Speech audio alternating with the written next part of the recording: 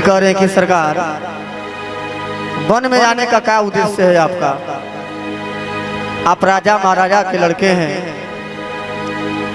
आपको राजमहल में रहना चाहिए, तो जंगल में आप तो आए हैं, साथ साथ में एक सुकुमार चेहरा और एक नारी को भी लेकर के आए हैं। कैसे कह रहे हैं? और एक कोमल शरीर बाटे कमल नयनमा काहे ऐनी बनवा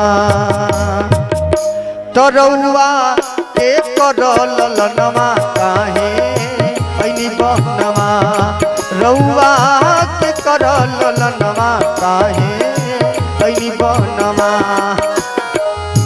कोमल शरीर बाटे कमल नयनमा काहे ऐनी बनवा कोमल शरीर बाटे कमल नयनमा काहे ऐनी बनवा तरौआ के कर ललनमा काहे ऐनी बनवा रौआ के कर ललनमा काहे ऐनी बनवा।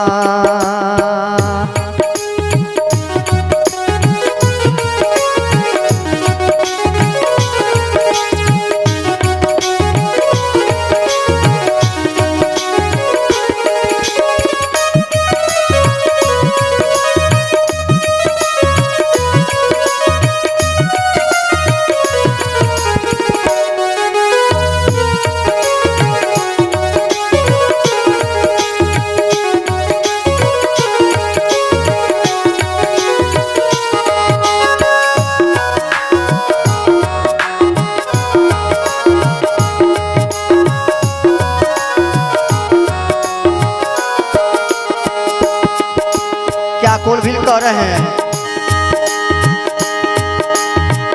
संगवा में लिहले बाड़ा भाई औरी नारी छात्री के छाती राउर रूप ब्रह्मचारी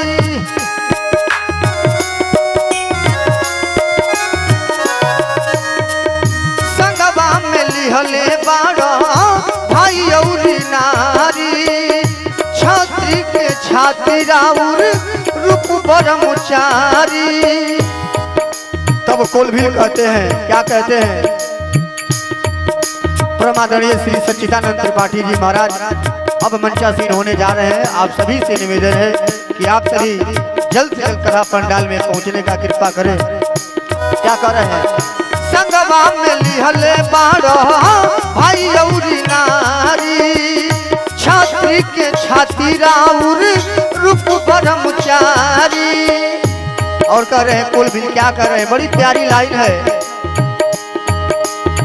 सुगा ऐसन नीक लागे है,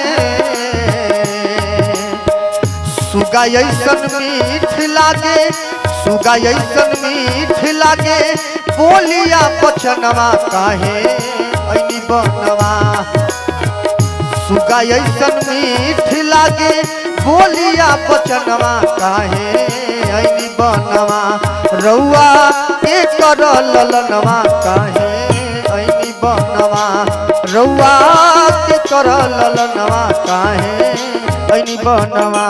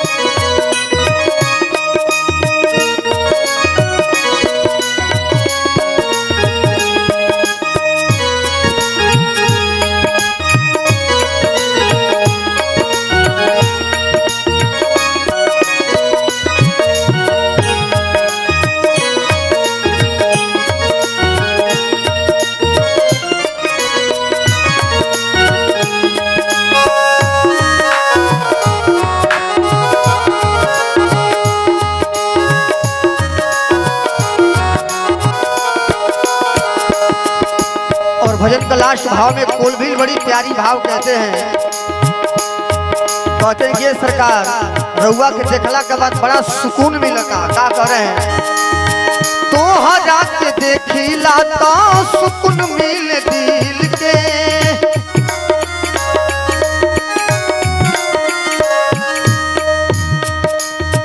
दर्शन से हनी दौरी आप कोल भील के।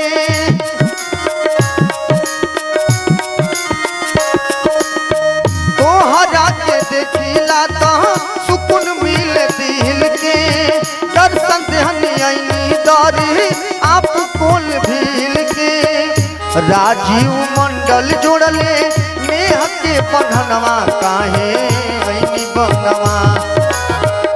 राजीव मंडल जोड़ले नेह के बंधनवा काहे ऐनी बनवा। रउआ के करल ललनवा काहे ऐनी बनवा। रउआ के करल ललनवा काहे ऐनी बनवा।